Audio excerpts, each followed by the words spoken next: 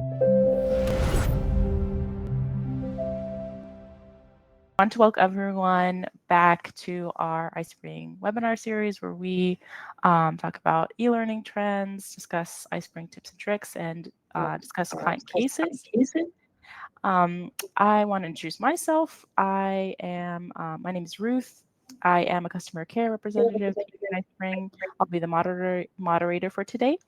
And I'm really interested in this topic and our guest speaker. Today, our topic is to niche or not to niche, ways to approach your L&D career. And we have a special guest with us today. That's Bianca Raby. She is a learning designer and the CEO of OPIDA. Let me know if I'm pronouncing that right, Bianca. Great. Okay, so she has a really interesting topic for us today. Let's get started. Bianca, how are you doing? I'm great. Great. I'm gonna pass the mic over to you. Sure. So I just start sharing my screen, right? Yeah. On top of yours, yeah. All right. Hi, everyone. Thank you so much for having me today, iSpring team, to cover this really interesting topic that I talk about a lot, think about a lot, and have a lot of conversations with people. So I just want to get started just by giving you a little bit of background so you know where this kind of advice and wisdom and whatever you want to call today is coming from. So you know that I'm not sort of a random. So I've been, I guess, in the game of learning design and education for almost 20 years, which is pretty scary. I started as a K-12 teacher. So any teachers in the room, give me a little thumbs up in the chat, because once a teacher, always a teacher. Now I just do that through an online way. So about 10 years ago, I found myself in ed tech after doing an MBA and ended up in higher education. So I went from the K-12 sector for almost 10 years into the higher education space with the lens of technology, even though even as a teacher, I was a really strong technologist. So I always kind of figured that was going to be part of my career path. So at the moment, I currently have a company called OPIDA. I'm the CEO and founder. Thanks, Leslie. And we started 5 years ago. We're almost 5, and our entire mission is to be an education brand that educates, and we do it through, raising the bar in quality online education through the design angle. So talking about learning design, everything to do with instructional learning design, however you want to call it, which we'll unpack a little bit as we talk today. Anything to do with that process of creating better student experience online is what I do day in and day out. Hence why iSpring contacted me, which was fantastic to talk to you guys. And in all of that, I decided to also write a book on it because I was so excited about all my learning design journey and the career ahead of people and how education is changing. And it's not always change for the good, not always change for the bad, but just change. And as educators, we've all had to shift, our roles have shifted without us even trying. So basically, the book is all about trying to talk about what it is a learning designer does and helping people understand that. And also then my YouTube is to talk directly to teachers who may be looking at a career change or just upskilling in digital. So that's a little bit of my background as to where the context of today is coming from. Yeah. So as Ruth pointed out, I'm happy to take questions throughout. I've got the chat open so I can see. I've got a massive screen in front of me, so I've got everything going on. So if you have a question, I'm happy to go as we go, because this should be a little bit collaborative if we can. All right, so today the itinerary is to talk about the landscape of L&D, because L&D, as you know, people in the room, is huge. I mean, every organization is a learning organization. It's just the type of learning that they do. And so we're going to just do a real kind of macro look at that. And then I'm going to talk about this idea of niching. So should we or shouldn't we? And we're going to have a discussion about the role that you're playing if you're in L&D right now and you're wanting to stay in L&D, you're going to play a very, very important role in this massive transition that education is going through. So talking about the niche or not to niche question within that context. And of course, throughout it, I'm going to just be sprouting out kind of my observations and things that I've seen over the year. And of course, give you guys an opportunity to keep asking questions. You can at the end give specific career questions if you want. Sound good? Yes, great. I can definitely send a copy to these guys of the slides, no problem. It's in beautiful.ai. If you haven't used it before, I'm trying to use lots of different AI softwares, and I've just been experimenting with beautiful.ai, and it's very lovely. In fact, it's beautiful. Okay, so this is the landscape, which I put on a landscape. So when I think about L&D, this is actually sort of one of the things I wish I'd kind of got told before I moved out of K-12, because when you're in K-12, you know, it just feels like education is school, right? Even though you went through and did education other places, but education is school. And then you sort of come out of that and you go, whoa, okay, there's a whole world out there, and I'm an educator, and actually everybody's educating. But actually within that, there's still a lot of nuance to those sectors, and so into that landscape. So I've come up with these 6 titles that kind of cover the nuances, which I want to talk to today around the landscape of where you might land if you are going to work in L&D or you're already in L&D. So some of you are already probably realizing in a sec we're going to throw a poll up there. But there's the corporate space, university, vocational, government, industry specific, which I'll unpack a little bit in a minute. And then there's this kind of floating around unaccredited thing up in the sky. And that's for me, that's the most exciting part right now, is this floaty unaccredited kind of category. So if you could put the poll up, Ruth, I'd love to just get a grip of the room of who's working where. If you're not working in any of these and you're just here because you really want to work in the space, don't worry, just you don't need to answer, or maybe pick where you want to work. I couldn't put 6 in, so unaccredited kind of fell off the poll here, but the others. Okay, so it looks like it's nearly a tie. Yeah, it's an even spread. Okay, this is fun. Yeah. Yeah. Great. Okay, great. The rest of the 50% of the people, yep, okay, so you're all spread across. Wow, 2, 2, 2, 2, 2. That's awesome. Yeah. Okay, lots in industry, cool.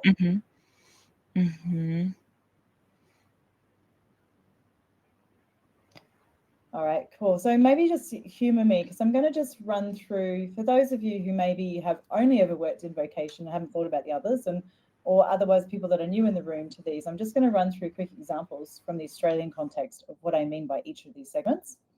And then I'm going to talk a little bit about why it matters, right? That you understand where you are. Oh, sorry, that's the problem. So if you're in the corporate space, you are most likely working on with maybe a HR department. You could have L&D separate, and you're probably working on internal training requests. Okay, so you might be something like the NAB bank, where you've got this promise to the employees that when you're at NAB, you're going to have this amazing experience and you're going to be leadership and developed all your way to your greatest goals and dreams.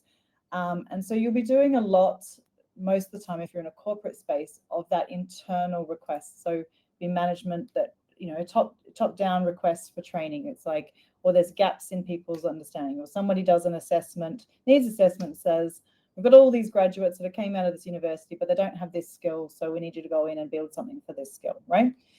So in the corporate space, a lot of the time you'll hear words like e-learning, you'll hear instructional design, you'll hear training, you'll hear LXPs, learning experience providers.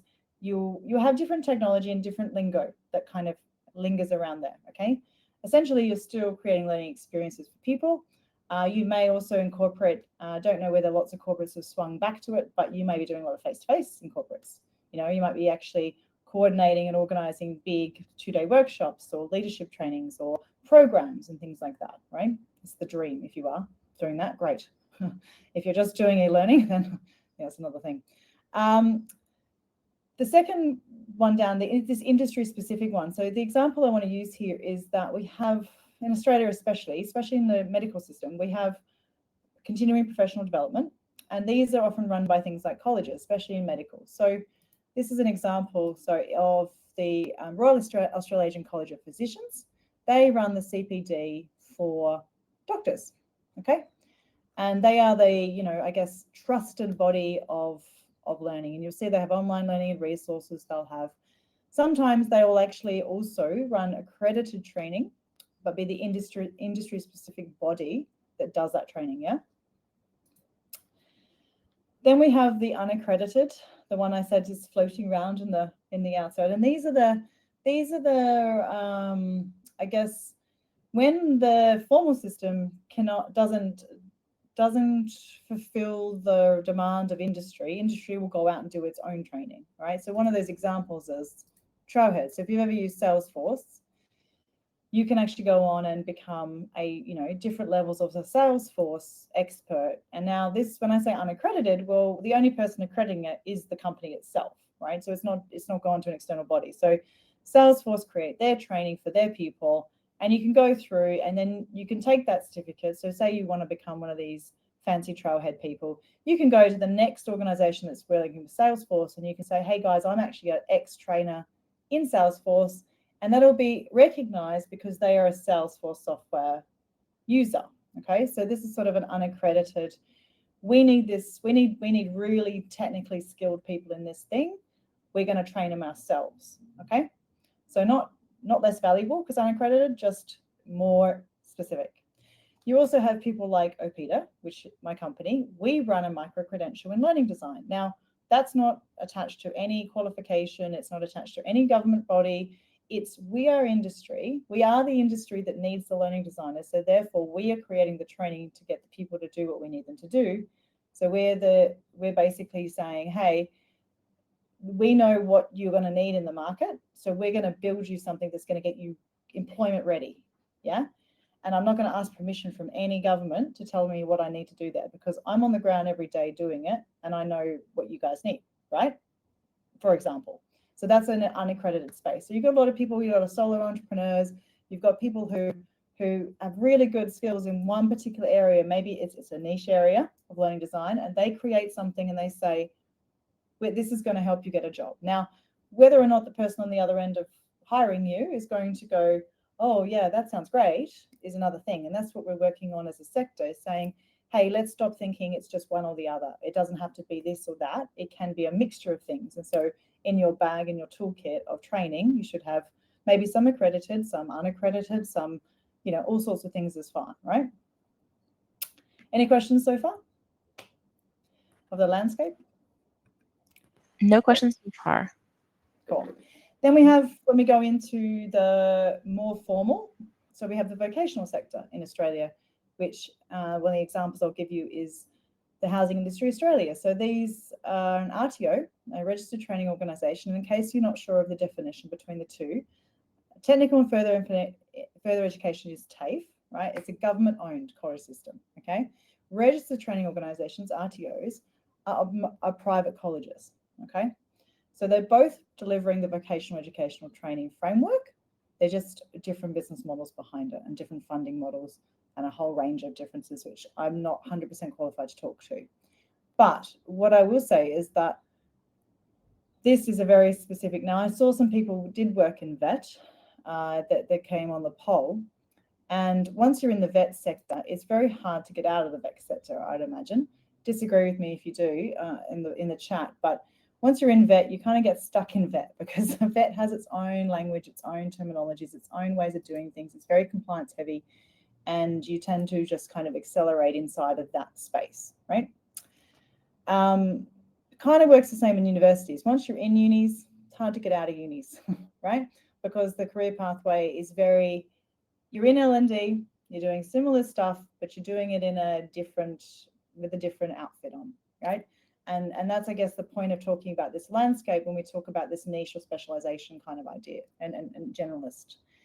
So universities, anything that obviously does the Australian Qualification Framework, AQF, okay?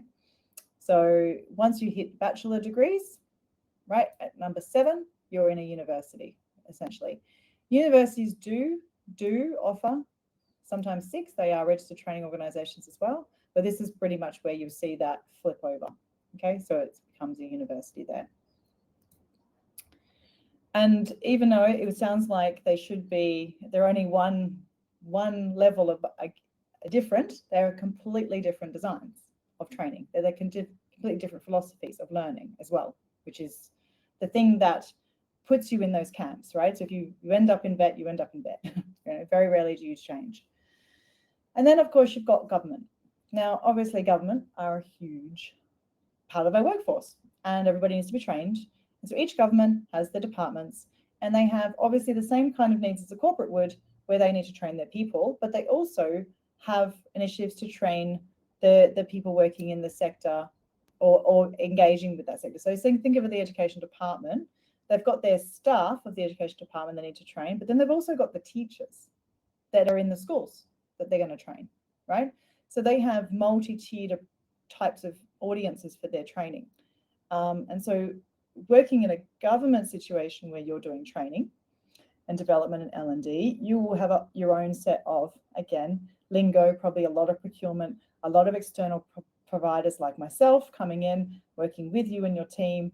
Very rarely do you have full L&D teams that sit inside of government departments.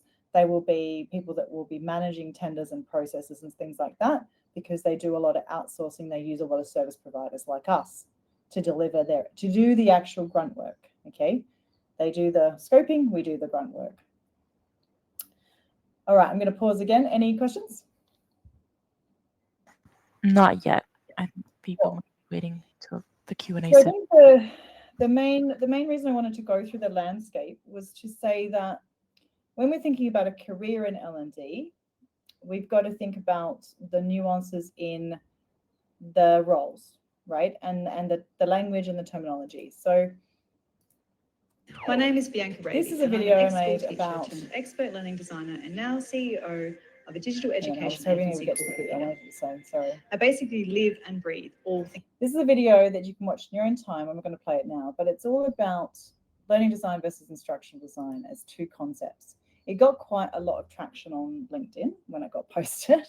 And I think it's always a good testament to a good conversation when you get people fighting with you on LinkedIn. So I was fairly brave in a sense where I kind of said, this is what I think the difference is in this video. And I'm always open to be debated, and which was really great. We got a few good debates over my differences. But one of the things that we have had to deal with in e-learning, especially, and in an online space, is that before the universities and the sort of bigger providers took it on, it was pretty much done just for training, right? And when I say training, I mean like compliancy stuff, like, you know, don't trip over the cord, don't turn the light, keep the light on, do this, do that, right? It was very compliancy based, because once we got the technology, it seemed like this is a good way to scale compliance. And so the first kind of industry to take the idea of building a course online were the ones that could do it in a fairly linear way. So do this, do that, tick box, you know, yes, no. And that's where we saw all those avatars, and Articulate Storyline got, you know, the most famous software ever. And there was Camtasia, and we had all these things that were doing these lovely sort of tick box type learning experiences. Now, that's where the term e-learning was sort of floating around. E-learning, SCORM packages, e-learning, instructional design, ID, blah, blah, blah. And Americans use the word instructional design as well for the most part. In the last 5 or 6 years, thank goodness, we're starting to hear the word learning design come out, learning experience design come up. And so this video, you know, I'd encourage you to have a look and see if you agree with me, and tell me in the comments, because I'll write back, is trying to break down the difference between the two.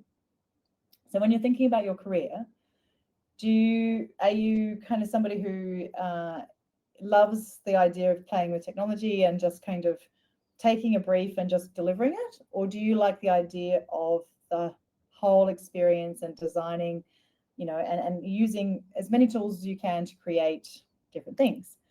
And so that is a question that you can only answer, but that will determine, I guess, when you go into those industries and those in that landscape I spoke about, there will be places in there that are more inclined to let you be creative and less inclined to let you be creative. Okay, so vet, for example, anyone in the vocation sector knows that your creativity can only stretch so far on the rubber band because of the extreme compliance restrictions you have over what you're teaching, right? So a lot of the time you are forced into design decisions based upon frameworks and the legislation and the qualification and how it's set up, right? Or the technology. So I had a conversation with someone 2 days ago, where we talked about the Diploma of Leadership and Management. And there's a thing called, you can bundle or unbundle your units of competency in VET according to how you want to do your assessments. But basically, once you bundle assessments together in VET, it becomes a very huge demand on the technology and compliance, and it can cause a lot of time and a lot of wasted energy. And so now, instead of creating really beautiful assignments that stretch over different units of competency, people are starting just to go one by one because it's easier, because of all the bullshit, mind my language, that they have to deal with to make that assessment work. So you will always come up against different restrictions within some of these design industries, right? So that's just a real example. I see a question. What stage of delivery corporate training, at least it's training? Okay, so what percentage of the industry corporate training? Look, of all those industries I put up, corporate's the one I learned the least about from being on the inside. I haven't actually worked with a lot of corporates on their big training. From what I can tell from the tenders I see and the conversations I'm in with people that are doing the big tenders for the corporate training, there is definitely, in the last few years, a more focus on these learning experience platforms where they're bringing people in to do a lot more online. But I'm also getting the sentiment back, and I'm reading it, that people are a bit tired of online and they're not engaging as much. And so that some of that classroom stuff is coming back. And the blended educational model in its truest form, thank goodness, we've realized what the truest form is, because for a while there it went into a whole world of, that's not blended. Now we're going back to what blended really is. And these organizations are actually creating these really beautiful blended programs where they have the knowledge that's being delivered online, and then they have the skills and the attitudes and those parts of the learning outcomes being delivered face to face with people, whether it be on a platform like this or whether it be in the room. So blended does not mean you have to be in the same physical room. Blended means that the learning has been designed in a way where there is synchronous and asynchronous opportunities, and that they are part of the program and designed in, not optional. It's not just come and listen to this person talk to you for 20 minutes and we'll call it a blended learning experience. It's that this synchronous bit is a designed learning experience, okay? So where do I think it's headed? We're going to sit in the middle for a long time. I think there's going to be still straddling the need to scale with the rising costs of the tech, because, by the way, tech has not got cheaper, right? It's got better, but it's not got cheaper.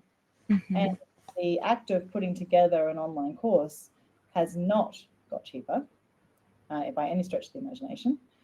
So we're still dealing with cost restrictions around great online experiences as well, even though AI promises to change all that, but that's another conversation. Let's not get me on AI today. Right. Also, is there any industry recognized quality assurance certificate for online learning? No, not that I know of. To be recognized, you really have to be an RTO, and that's half the problem. Like we've tried to align with some certificates to say, hey, our micro-credential lines up with these, and be like a precursor to certificates, but it's still difficult. If someone's in the market for a certificate, an accredited one, they're not going to look at my stuff. Someone's in the market for figuring out in a lower cost of entry if this is a career for them, that's where they come to me. Yeah. So there's very little in this middle ground still. We still have it's kind of like a this versus that. But there are people like Learning Vault. I'm not sure if you've seen those guys. They're pretty epically leading the micro-credential charge and the badging charge, and they've got a lot of, they play a lot in the space in between, but they also play a lot with the vocation training. So they're kind of helping bridge that. I'm thinking we're going to see more of it, to be honest. I hope we're going to see more, because it has to be, if all the leaders of education keep carrying on about the changes in education, everyone needs to upskill and blah, blah, blah. If that is all true, and all the scary data that they tell us about the amount of times we're going to need to upskill in our career and blah, blah, blah, then they can't just ask people to do 20 grand certificates every time they have to upskill. People are not going to be able to afford to go and do these accredited training things every single time they need a new skill and want to be recognized for it. We need smaller ways to do it, which was actually the entire purpose of the micro-credential initiative, which got butchered, and now it's micro-credentials don't even exist in the way they were supposed to. They're now just people chopping up courses and calling them short courses. Again, a whole other soapbox we're not going to get on today. But my point is, what you choose to do in this space, you really need to think about what type of L&D you want to be. Who do you want to be?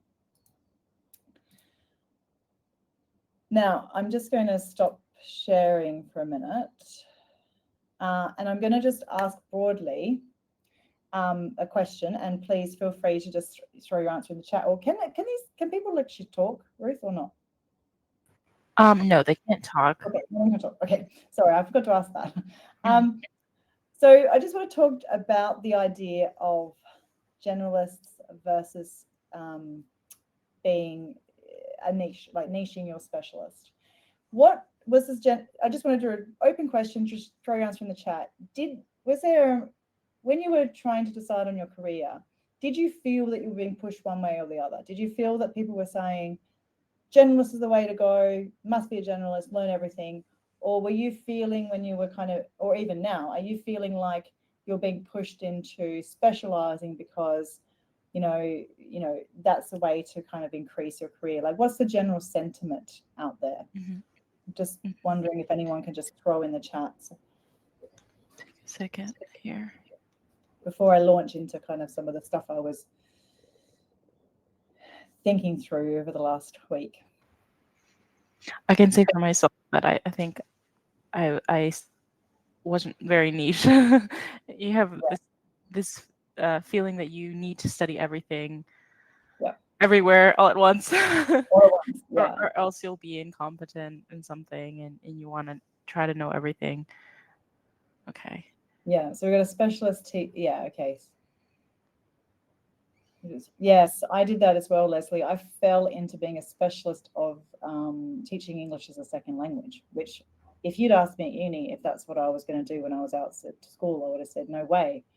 I was actually better at maths and better at maths teaching than I was at English teaching. But hey, that found me, and it took me to different places, but I didn't realize that, yeah, I think sometimes we unconsciously fall into things. And I think that's one of the things I'll leave with you today is that I'm assuming you're all here because there's something in the title that made you think, okay, I'm trying to do something in my career right now.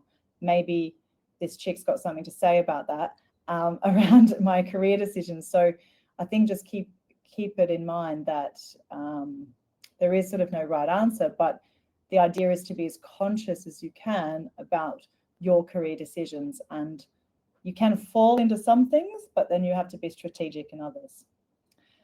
Yeah, someone fell into training and coordination. Great. Someone likes being jack of all trades. Yep. Teachers who've done lots of different subjects. So generalist. Yep. Learning support. Yeah, cool. And if you fall into something you love, then just go for it. Keep going. Right?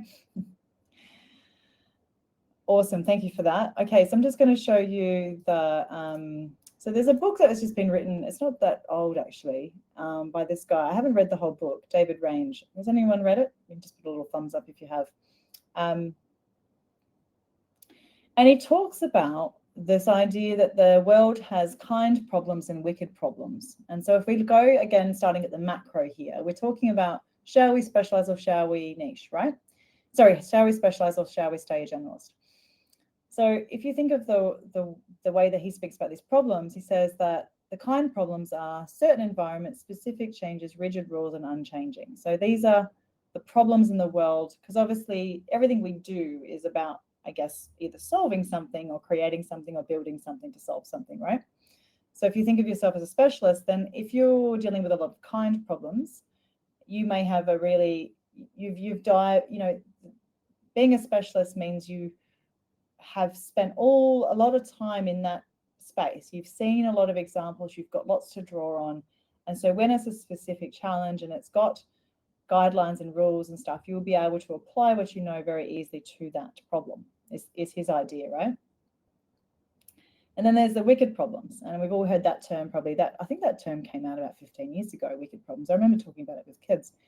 So wicked problems are the uncertain environments, the ill-defined challenges, the few rules, the rapid changing, etc. Now, every video these days starts with the rapid changing world. So we are in a rapidly changing world. I don't know when it wasn't so rapidly changing. So I don't know, every generation thinks that we're in like the most changing generation. But I have heard statistics about AI, and actually that if we were going to have a competition with all the generations previous about who was in the most rapidly changing world, the AI generation, the one now, is.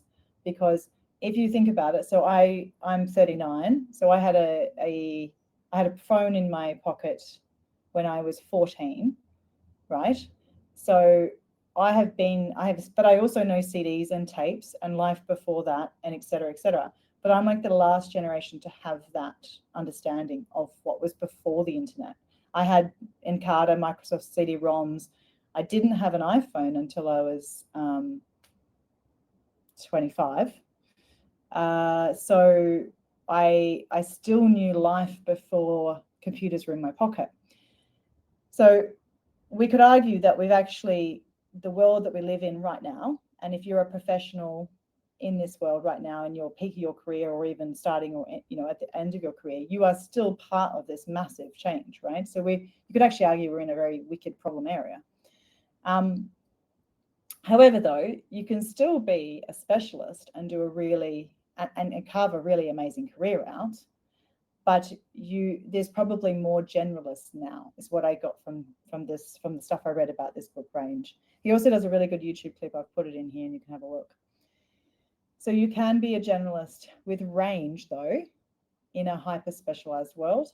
So there are certain industries that are hyper-specialized, but you can also be a generalist in those industries. So even if you think about L&D and just learning design, I am a generalist, but it can be a very hyper-specialized world. So you can have people who just do LMSs. They are like tech whizzes at learning management systems, which is a specialization within the context of L&D. Yeah. So we need both. We need both. Okay. And I think it comes down to the consciousness of it, which we were talking about in a minute, and the questions you asked. Child prodigies, especially in the YouTube age, are sort of like human catfish. This video, he talks about generalists and specialists, and he says, look, this 1,000 hours, this training, this child prodigy, this kind of, Tiger Woods style. And if anybody's seen the David Beckham documentary on Netflix recently, I had no idea that David Beckham was one of these child prodigies, where he was basically given a football when he was born, and he spent most of his time as a child kicking that football around, which explains why the guy was a genius. So these examples exist where you have, somebody who's extremely niche, but he also said in the documentary, mind you, he knew at 18 that he couldn't be just a football player. He was like, I've got to do other things because this will stop one day, right? And I need to have a breadth. So he was somebody who had a really specialist, but wasn't willing just to sit down and go, I'm just going to hang out on my laurels here with my specialist. I need to be able to be a model. I need to do whatever, all the other things he did, right? To keep him in the spotlight. So there's another model which you may have heard of, which is this T-shape versus V-shape. Actually, just do a little show of hands, like a little thumbs up in the thing if you have heard of this. So this is how we describe, I guess, our careers in a way, and it's also how some people use to recruit. So often recruiters will look and specify what type. They won't maybe say T or V in the ad, but you'll be able to tell from what you read off the ad that they're looking for a V or a T. Okay. So we're going to do a quick poll. Can you throw up the poll, please, on T or V? I'm just going to put up the definition, the actual definition here. So if you're not 100% sure what they mean, just read that first. T is broad skills of knowledge with a deep expertise in one part. V is deep expertise in a specific field. So T or V?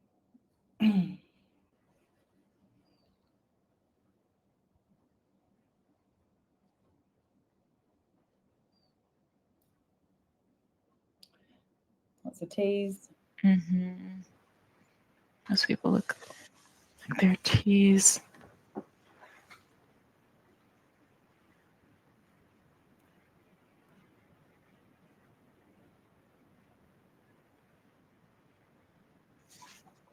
Yes, it looks like most people.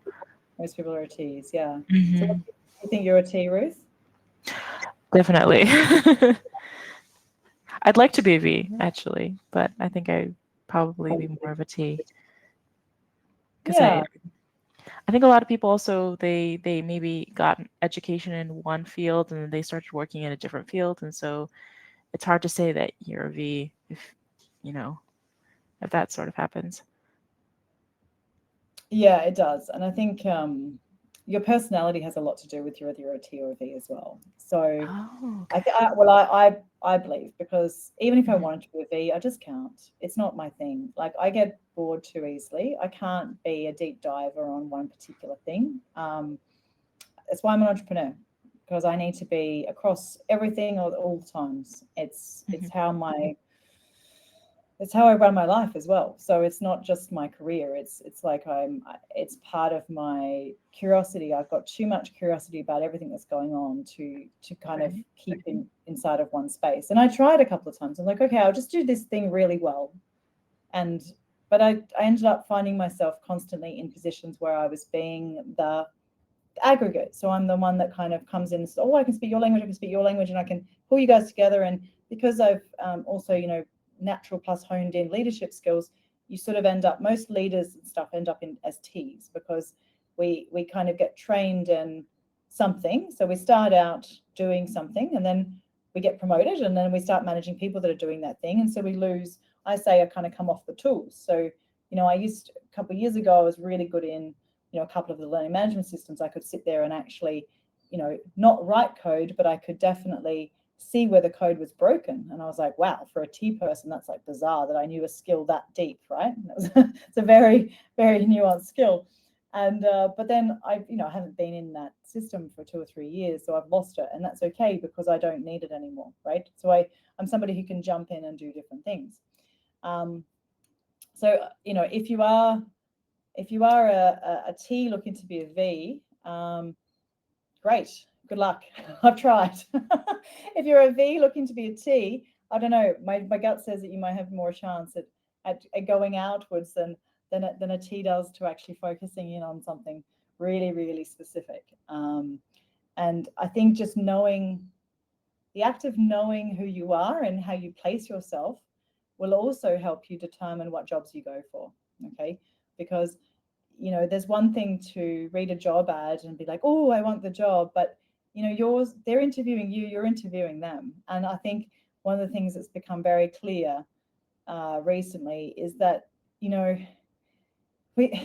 tired of the same recruitment strategies, and we're not always getting the right people for fits. And some of that's due to just the old ways of trying to guess if this person is to fit. But I also think we're starting to see more employees or people choosing, like interviewing the organization as well, and reading that job ad closely and going, that just sounds cool, but actually that line makes me think you just want me to do this, right? Et cetera, et cetera. So, so you're a HSEQT group manager. Yeah, great. That's great, Paul. That's exactly what the T's are, is that they can be the leaders, but then there might be one thing that you're like, the reason that you got there was because you went up that really kind of deep expertise to get to where you are, and then you've broadened out to a T. So I think in the L&D space right now, I think the T's are getting the jobs more because of the unknown, like we said about the wicked problems. I think knowing how to, I know I spend a lot of my time with problem solving with people live, and doing a lot of, okay, so this is what you say you need. Is this really the solution you need? And how could we think about the solution differently? And actually, is it a course or is it something else? Or, okay, great. So this is your budget and your time frame. you think you want to do this, but hey, what about this technology? Because this seems like it might do a better job. Oh, okay. So there's a lot of problem solving in education right now. And I think AI is actually exacerbating that, because if you've noticed this year, most headlines have been about AI. I think this is actually the only thing I've delivered this year that hasn't had AI in the title. So we've been in a kind of a, woo, what's it going to do to us in our career? But the reality is that there's a lot of noise when something becomes like to the surface, and then we kind of wait for it to dissolve. But in that process of the noise dissolving and the things that aren't going to work falling away, we sort of need the people that can, actually aggregate that for others, and so be that in between space. So the V's are the ones creating the AI apps right now. They're the ones that are like, oh my gosh, I can see the huge potential to solve this problem in my industry. I'm going to create the thing that fixes this problem. And us T's are out there going, okay, all you V's, you've created like 100 of these. Which one's going to work, right? So if you think of it that way, there is a place for everybody. It's just about where you are currently, and also how much of a leap is it to go one way or the other, right? Because you can get pigeonholed, like like we said before. I kind of fell into being pigeonholed in education as in one way, and once you're in there, it's like really hard to get out unless you really make a big stand, big career kind of change. So with that in mind, I just want to talk about, we're going to put T's and V's aside for a second, and I'm just going to talk about what I do a lot about is, now it seems like the hottest job, the LD roles on the block. But there is a very big difference between a learning design practitioner and a learning design leader. On cue, I got that timing right. So there is a difference between an LD practitioner and an LD leader. Now, this is regardless of which part of the landscape you're working in, okay? A practitioner is the person who is, what I would say, more on the tools, the more operational one, the one in the storyboard, the one in the detail, right? They're the one that is having the nuanced conversation with the client about how we're going to teach this particular thing, okay? They're the one doing a lot of the educational design and strategy work with the client or on their own. They're eyeballs deep in storyboards most of the day. They will be the ones that also have an understanding of different technologies in order to do that. So within the practitioner, I guess, label, if you're someone who's on the tools, all these videos are on my YouTube, and I'm going to send you guys the slides, but please, at the end, I'm going to ask you all to subscribe to my YouTube, because I'm trying to hit 1,000 people by Christmas. So I'm at 890 today. So if I can get 25 of you on, that would be really great. That was my Christmas goal. The practitioner role within that group of practitioners, people who are sort of in there doing the training or the work or whatever, you can sort of have different niches inside of that. So for example, I'll give you a live example. In the OPEDA team, so one of our learning designers, practitioners, she came from a graphic design background, and then we trained her in learning design. So she's got graphics, she's got learning design, and within learning design, she's become our Rise expert. So you've all heard of Articulate Rise, Adobe Rise. She's the one in Rise, because Rise is so connected to graphic design, and the way in which you set that up, and the padding, and the way it's a beautiful designed kind of authoring tool. Her graphic design background lended itself to her becoming our internal Rise expert. So she's, I guess, niched inside of a practitioner role. And she's a practitioner because she's the sort of person who doesn't really want a leadership position. She's happy working inside of a team. She's interested in just doing the work and getting on with her life. And she loves getting in there and being creative. She loves working on different client projects. She loves the content. Like, she finds it so exciting when I say, okay, the next client is talking about, mental health. And she'll go, great, I've got to get to learn about that. So she's someone who loves the practitioner job. And so within the practitioner job, she has found her little niche inside of that, right? And eventually her next level of training will be in a different system. So she's got a system and an authoring tool behind her, so that if she ever had to leave us, she could go out and say, I'm an expert in this and this, right? But she's a practitioner. On the other hand, you've got leaders. Now, one of the other OPEDA team members, she is one of our, what we call unicorns, which is our LD leaders. And unicorns are people who have been here a while, right? They have seen all the trends in e-learning. They may have been the first off the blocks for training in online, 15 years ago. They've been in Moodle, they've been in Blackboard, they know some CSS, they understand how HTML works, they've seen all the apps come forward and all the different things. And they also understand the difference between platforms. They strategically understand how to get something out into the universe. So they can sit in a client conversation and they can go, I hear what you're saying. I think it's this tech stack. It's X, Y, Z. And I'm going to need to pull this team together. This is how they're going to work. And then they can run that team. And those leaders can run multiple practitioners. So they are the people who manage the practitioners to get the job done for the client. So they're the person between. Now, when I started OPEDA, I made a promise. I was always going to try and keep that LD, senior learning designer, that leader, not as a project manager, because you want quality assurance and guidance from that person, but you don't want them bogged down in project management admin. So for quite a few years, we separated those two people. I'm starting to merge them again, because actually that leader, there's not a lot a project manager can do if you've got a really good L&D leader, because that leader knows exactly what's happening next. They know how to get the deliverables done. They know how to get the right people in the right places, and they know which order to do everything. And they know how to run a stand-up meeting, an agile project management stand-up meeting, and say, right, okay, in order to get this blockage out the way, we're going to do X, Y, and Z, because we're being bottlenecked. They will be the person who will make sure that thing finishes on time and on budget, right? So now what I'm doing is I'm focusing more on training those learning designers, those senior learning lead designers, in some project management, okay? So forget TOV for a second. Even within the LD space, you've got two ways you can think about your career. Do you want to stay a practitioner? Awesome. Nothing wrong with it. You can earn a lot of money still doing that, yeah? Or do you like the idea of running multiple teams, multiple projects, and being in conversations where you're solving big problems for clients? If you do want to do that, then leading, looking at that leader role is where you need to be. And I will say, you can't come off the blocks into being a leader.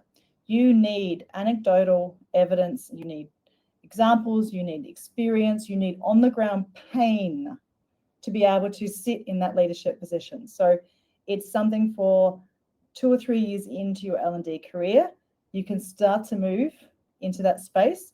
And there's lots of different resources, and there's some really great people out there that are helping leadership. There's actually, on my YouTube channel, there's an interview with a lovely woman called Rachel. She is running an L&D leadership community, because she's saying, hey, we've got heaps of practitioners now, we don't have enough leaders. And her and I are collaborating on some project management training for those leaders, because actually that's where the big shortage is right now, is people that can manage big teams. Because you've got some of these massive OPMs, so online program managers, if you've heard of an OPM, they are sometimes have 85 learning designers working for them. So they need lots of leaders to manage those teams. And that's where some of the big jobs are at the moment, okay? Right, I just saw the time. We've got 8 minutes to go. So I'm going to just go open Slido now. OPM, Online Courses Australia. I think I said that right. KeepPath, have you heard of KeepPath Education? They're a massive OPM. They have, they would have 100 and something learning designers easy. Not in VET. You don't have OPMs in VET. No. That is, yeah, its own little bundle of joy. The OPM market is also under a bit of fire right now, because the model is kind of saturated now, and it's sort of might be dissipating in different ways. But it basically, at the start, when it was all the hype 5 or 6 years ago, it was because it was an ability for institutions to move faster with big dev teams. So if you think about a traditional university, they were not set up to have teams of technical teams of learning designers, yeah? Not even in the budget or the org chart.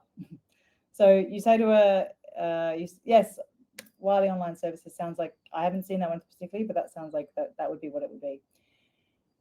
So you had academics being told, hey, put your stuff online. And they're like, how? So instead, they would outsource to an OPM. And that's where you had the first lot of online courses Australia and things like that going out and saying, you can do your whole degree online. And that was through, you know, Murdoch Uni, but it was run through these guys, etc. It's like the third party kind of thing. That's the business models in higher ed is also a very fascinating thing. So once you get into the sector, you can see where there are so many areas to play if you want to stay in L&D. You are never going to be bored in L&D, especially if you have an appetite for change. So I see a question. Online learning opportunities for a teacher, especially on students with disabilities. Do you have any recommendation on platform? Yes. Okay. Oh, big question. Lots of things there, Leslie. One thing is there's a freemium option in most platforms. I'm not sure, Ruth, does iSpring have a freemium version? Yeah, we do have a free version. Yeah, okay. So iSpring's one of them. They'll often do a free version to get you in, obviously, get you learning it, and then as soon as you need different things to happen, you have to pay for them. So off-the-shelf platforms for people like independent people like you, Leslie, who just want to create some cool stuff because you know you've got a market and you want to sell it to them. We often go for platforms like Thinkific, Teachable, Kajabi, those types of things. They were built for that kind of idea of selling one-to-one. Do you have in your iSpring, Ruth, do you have a e-commerce? Yes, we do. Okay. We have an LMS that is more geared towards corporate training, and then we also have iSpring Market, which is for e-commerce. Sure. Thinkific, Teachable, Kajabi, Podia are the 4 top platforms out there for entrepreneurs that want to just jump in and do something small, start off with. But yeah, obviously iSpring also offer that option as well. So check them out because they're going to give you some codes at the end of today. And record your presentations via PowerPoint as I have in the past. I'll say to that, Leslie, people generally don't watch anything more than 8 minutes. Annotated PowerPoints, not always the best way to deliver online.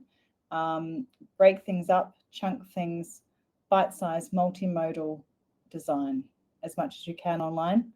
You'll be hard-pressed to get someone to sit through a PowerPoint annotated more than 5-10 minutes, I'd imagine. But I could be wrong. Have a go. There are many tools out there, though, that are better than annotated PowerPoints now. You can use AI to just create lots of videos. You can use Colossian. It's a subscription per month. This is one we use. If you go to my website and you go to our partners, you'll see a whole thing on Colossian, an AI tool. It's about $65 a month, I think, or I think there's even a $25 option for a few videos, and you can play with that and you can have a beautiful avatar teaching your stuff for you. And you can do some fun stuff within that video as well. You're welcome, Leslie. Sorry. It's the only thing I've got is my honesty, especially in e-learning. 3 minutes. Any other questions? Career questions, learning design questions, feedback, anything? Happy to take it all. I also love for you all to connect with me. How do you bust into this landscape? Well, that is a great question, Rebecca. I'm just dropping my 2 contact links there for anyone who has to go. Please find me on LinkedIn and YouTube. Okay, bust into one of these LD landscapes with an direct experience. Well, if you've got no education experience, you're really starting from a very low place. It is in a tough place. If you've got some education experience that you can spin up, it depends about how you spin it. I would start looking at how you can build a portfolio by offering to practice with other people's content. So if I were you, I'd find some, Instagrammers or some popular kind of solopreneurs or people that are trained out there, selling their courses, maybe nutritionists or health experts or whatever, who are telling you they've got courses, and just say, hey, can I take a look at your course? I would like to do some work on it for a portfolio and volunteer some time. Start building a portfolio. Because the first thing someone like me is going to ask, even if you're at a junior level, is I'm going to say, show me something you've built, right? A lot of the time when you're working for another company, you can't show what you've built. So you need, because of IP and issues and stuff, but you can often get permission to take away like the logos, and you can kind of unbrand something and show some examples, or you can use the STAR model, situation, task, action, result, and create case studies for yourself. So start building a portfolio. There's some stuff on my YouTube about portfolios. I can't remember the video name, but you'll see it. It's in a playlist all about career stuff for LDs. I have a playlist about careers for LMD, which will have that. Just want to share. Oh, thank you. Doing the roadmap and chunk things down to the simplest way possible. Yes, well, that is our key value proposition as educators and designers. That's something that AI doesn't do and won't do, and we have to do that. And that is that the moment where we say, okay, well, it's all well and good that you think they want these skills. How are we going to get them to have those skills? And that is the key role of an educator.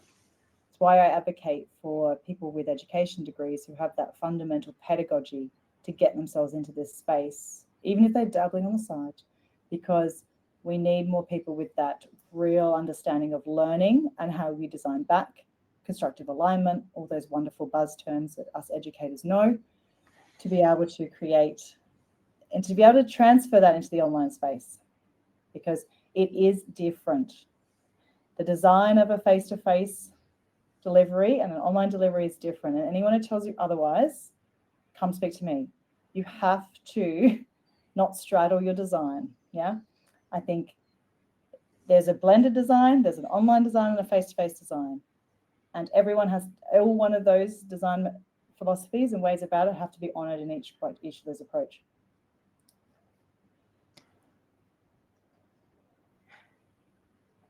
Ah, yes, Rebecca, that is also, I know, they're so expensive.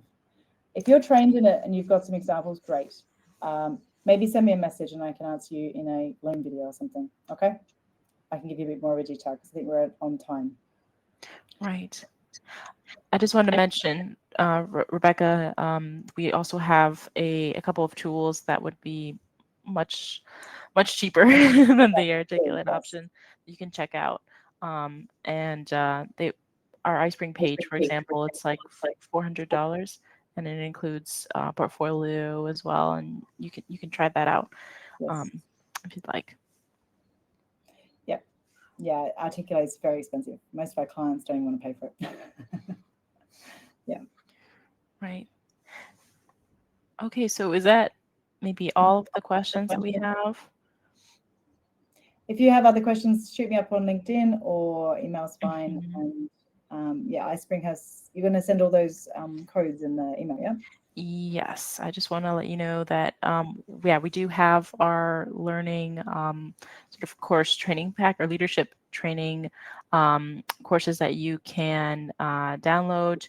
You can view them on our website. We also have some promo codes that we'll be sharing with you after this. And so you'll be able to access, or you can download that those courses with a discount we'll be sharing after this. So wanted to let you know that. I think that's pretty much it from our side. It was a really interesting topic. It was really, really eye-opening for myself, and I think it was for all of our listeners. And as mentioned, we will be sending out a recording to all of you. And there's also a survey that you can fill out after we end our session. So feel free to fill that out and let us know your thoughts. I want to thank you, Bianca, for all of the precious information that you've shared and your honesty. And it's really refreshing. Thank you so much. Awesome. Thank you for the engagement team on the chat. That was great. It's hard not seeing your faces, but it was nice to see the chat moving. It made it much more engaging. Thank you. It's great. Thank you, everyone. And we'll see you next time.